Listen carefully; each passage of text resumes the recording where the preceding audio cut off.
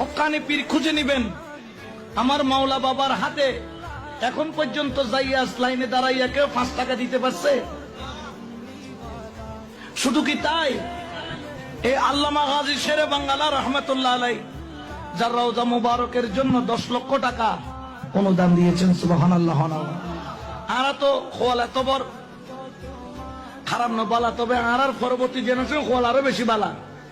মৌলজুরে ঘোষণা করছেন, তোমরা জানো কিনা হন্যবের হজরত কেবলার আওলাদর ভিতরে বা খলিফার ভিতরে বা বাউভান্ডারি কেবলা আলমের খলিফার আওলাদের ভিতরে কোন ব্রিলিয়ান্ট ছাত্র যদি স্কলারশিপ নিয়ে যদি বাইরে লেখাপড়া করতে যায়, টাকা যদি না থাকে, মাইজবান্ডারি সায়েন্স হজরত সৈয়দ জিয়াউল হক মাইজবান্ডারি ট্রাস্টের পক্ষ থেকে তার সম্পূর্ণ লেখাপড়ার খরচ বাইরের দেশের খরচ বহন করবে। বড় করে বলে সুবহানাল্লাহ।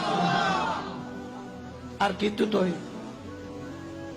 আর কি করতে বাকি